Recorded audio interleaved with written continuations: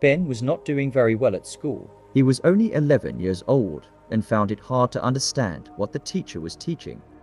When the teacher announced the results for the first test, it was not good news for Ben. Unfortunately, he had done very poorly, and the other students in the class laughed at him. This made Ben feel very sad and embarrassed. On top of everything, Ben had a very short temper. Once the cockiest of his classmates kept picking on him in the hallway, he couldn't take it anymore and broke down. He hit the guy in the face with his locker. The principal called Sonia, Ben's mother, and said that the other kid had to get 5 stitches because of Ben's actions. The principal added that Ben's grades were very bad and that it was unlikely that he would even be able to finish school. Mother got very upset for her son and told Ben that with such grades, he might end up scrubbing floors in the factory like her. Sonia made a decision to support her son's learning and discovered that Ben's eyesight had become much weaker in the last year. She went out and purchased glasses to help him see better. Additionally, she noticed that Ben had difficulty imagining things, so she took some time to teach him how to be more creative. She provided him with some exercises and activities to do that would help him to improve his imaginative skills. Sonia's efforts soon began paying off, and Ben's grades began to improve. At the time, Sonia was suffering from severe depression. One Sunday, she told Ben and his older brother Curtis to go to church service without her. During the priest's inspiring sermon, for the first time in his life, Ben imagined himself in the role of a doctor. After church, they quickly hurried back home. Ben happily told his mother that he finally got his imagination working and he dreamed of becoming a doctor. Mother replied with a smile that her son could become anyone. All it takes is imagination and a strong wish. Sonia was feeling increasingly sad and hopeless, and her condition was getting worse over time. She felt like a dark cloud was hanging over her and was slowly taking over her mind and emotions. This made her feel trapped and helpless, as if she had no control over her own thoughts and feelings. Despite her efforts to fight it, her depression seemed to be getting stronger and more overwhelming, making her feel like she was losing herself to the darkness and seeking help for her worsening depression. Sonia decided to visit a psychiatric clinic. During her visit, she opened up about her struggles that started 5 years ago when her husband left her and their young children without any warning. This sudden abandonment left Sonia feeling hurt, betrayed, and overwhelmed with the responsibility of raising her children alone. As time went on, the weight of this difficult situation took a toll on her mental health, leading to the intensification of her depression. Sonia hoped to find support and guidance to help her cope with her past trauma and manage her depression in a healthy way. Sonia now barely manages to earn a living since she can't even read, although she hid that fact from her children in order to provide her with more intensive treatment. A psychiatrist suggested that Sonia stay at the clinic for a few weeks. Sonja understood the importance of getting the help she needed to overcome her depression, but she was also concerned about leaving her children behind to ease their worries. She explained to her sons that she would be staying in the hospital for a short while and instructed them to focus on learning the multiplication table while she was away. A few days after Sonia checked into the clinic, she received a letter from her son Ben. The letter was riddled with mistakes, but it was clear that he was writing to her because he was feeling bored and missed her. In the letter, Ben promised to study harder, which made Sonia both happy and sad. On the one hand, she was proud of her son for recognizing the importance of education and taking responsibility for his own learning. On the other hand, reading his letter while she was in the hospital made her feel emotional and longing to be with her children. After Sonia was discharged from the hospital, Ben came home excitedly to share some good news with her. He had received a good grade on a test that he had been studying hard for, and he couldn't wait to show his mother.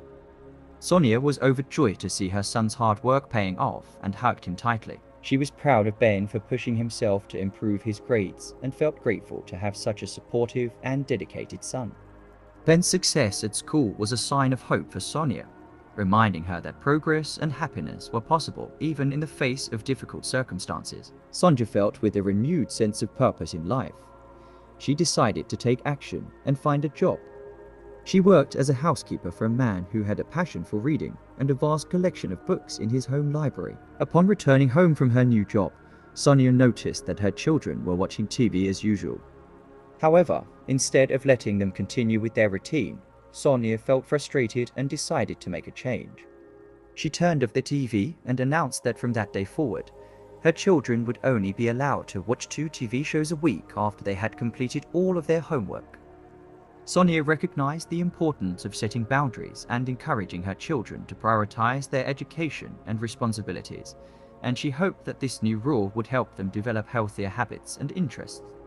Sonia also made a new rule that her sons had to read 2 books each and give her a summary of what they learned from the books. Although her sons were not thrilled about these new rules, they followed them anyway and went to the library to get their first books. To their surprise, they found that reading could actually be enjoyable and started to prefer watching quiz shows on TV instead of mindless entertainment. The boys' new interest in reading had a positive impact on their academic performance. One day during a lesson, the teacher showed the students a black stone and asked if anyone knew what it was. To the surprise of the class, only Ben was able to correctly identify it as obsidian and even went on to explain its origin. The teacher was impressed by Ben's knowledge and curiosity. The teacher was so impressed with Ben's knowledge and newfound passion for learning that he decided to speak to him privately after class. The teacher was confident that Ben had unlocked a new world of knowledge and that this would help him reach his full potential in life.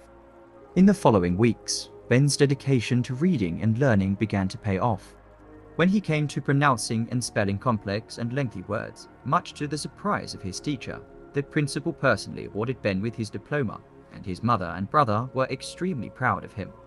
Everything seemed perfect until one of the teachers ruined the moment. While on stage, she mentioned that when Ben first came to the school, he had struggled academically and received poor grades. The teacher also mentioned that Ben was a black student who was raised by a single mother. This comment from the teacher was not necessary and took away from Ben's accomplishment. It seemed to imply that his success was unexpected because of his background, rather than acknowledging the hard work and dedication that Ben had put into improving himself. Ben's grades are really good.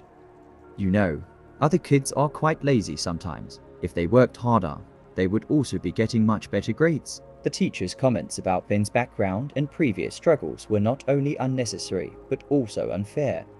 They implied that Ben's success was solely due to his race and family situation, rather than his hard work and dedication. The teacher's statement that Ben was the best in school because the other students were lazy and didn't want to work hard took away from Ben's achievement.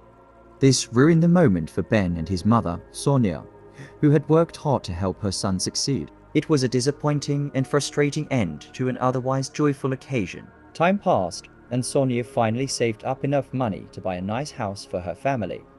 Ben and Curtis changed schools to one where there were many black children. Ben was teased by some of the other students, but he responded in their language and made a new friend named Joe who liked cool clothes.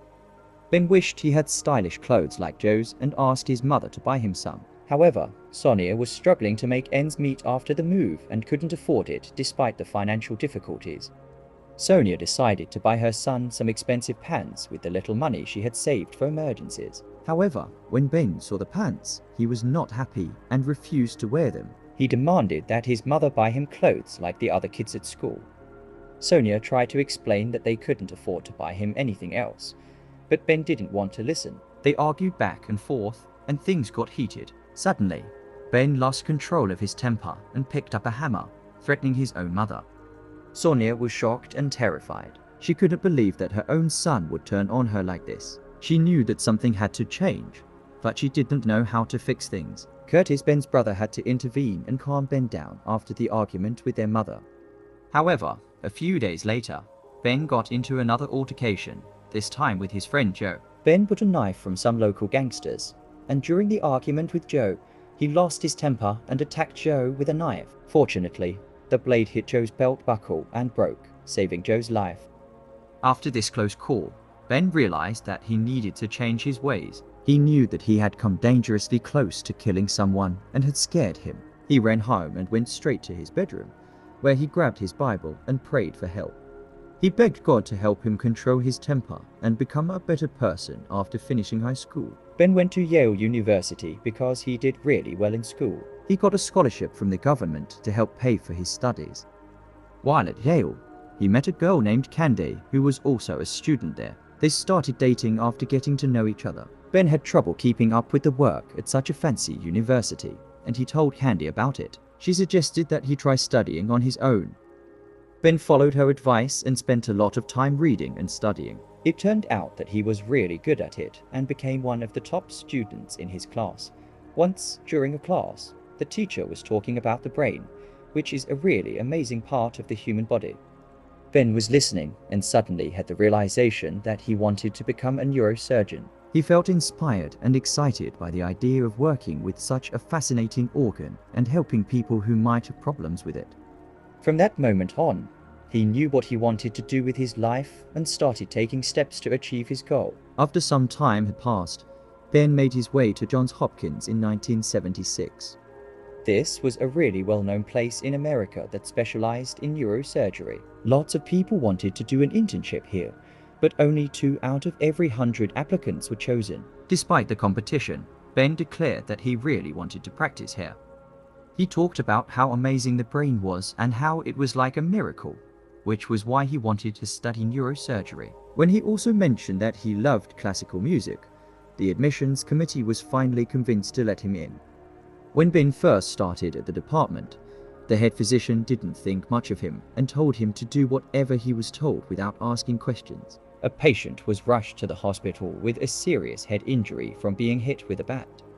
All the other doctors were at a conference, leaving Ben to make a tough decision. He decided to perform an emergency operation to save the patient's life, even though it was risky and could have had negative consequences for his career.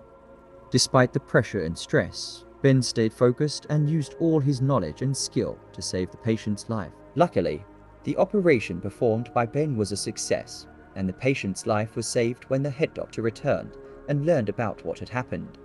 He called Ben to his office and thanked him for making the right decision in the critical situation. The head doctor recognized Ben's talent and bravery and realized that he had underestimated him before. From that day on, Ben was given more responsibility and trust within the department, and his career as a neurosurgeon began to flourish. Ben became the head of the pediatric neurosurgery department at Johns Hopkins Hospital. 10 years later, one day, a married couple brought their daughter to the hospital because she had seizures 100 times a day and couldn't get out of bed. Lots of doctors had tried to help her, but none of them had succeeded. After examining the patient, Ben realized that the only way to save her was to remove one of the hemispheres of her brain.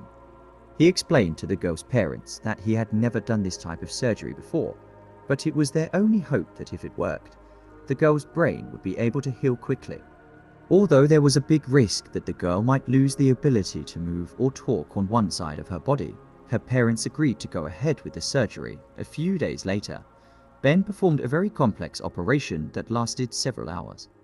Everyone waited anxiously for the girl to wake up and see how she was doing. When she finally opened her eyes, she was able to speak and call down to her parents, bringing tears of happiness to everyone's eyes. It was a very emotional moment, and everyone was relieved that the operation had been a success. The girl still had a lot of work to do to recover, but her chances of living a normal life had greatly improved thanks to Ben's skill and expertise. The successful operation attracted the attention of numerous reporters who came to the hospital to interview the neurosurgeon who created a real miracle. The technique for removing one of the hemispheres of the brain for frequent convulsions became generally accepted, and Ben performed hundreds of such operations. After that, Ben was happily married to his wife Candy, and soon the couple was expecting twins. Unfortunately, one dark day, Candy miscarried and both babies died, and Ben could do nothing to help them. He sat by his wife's bed for hours until they came to their senses. Candy thanked her husband for his support and asked him to return to their workplace as dozens of children were waiting for operations and only the experienced men could save them. The doctor returned to work, and at home, he quietly sobbed his loss. Mother supported Ben and said that she was very proud of her son because, thanks to his efforts, many families had finally found happiness. In 1987, Ben arrived in Western Germany, where he faced the most difficult case of his career, which was not taken by any neurosurgeon in the world. Twins with their heads joined at the back of their heads would forever remain bedridden unless they were separated. However, both twins had never survived such operations. The main danger during the operation was bleeding, due to which one of the babies would surely die. For 4 months, Ben thought about how to save both twins until he finally found a solution. Parents brought the twist to the Johns Hopkins Hospital, and after many hours of preparation, 50 doctors and nurses gathered in the operating room. Everyone knew exactly what and when to do their job, since the slightest mistake could lead to tragedy. Finally, at 7 in the morning, the surgeons began the operation. First of all, the hearts of the twins were stopped so that they didn't bleed to death. Then the babies were separated from each other and their blood vessels were reshaped. Ben had only 1 hour while the brain was still performing its functions, but the doctor was successfully coping with the most difficult task. The operation lasted 22 hours, after which a tired Ben came out to the parents of the twins and happily said that everything went well. The twins returned to Germany with their parents and lived happily there to this day. Ben Carson has since successfully performed 5 such incredible surgeries, together with his wife, Candy. They established a fund for the best students, thanks to which thousands of children's lives were saved.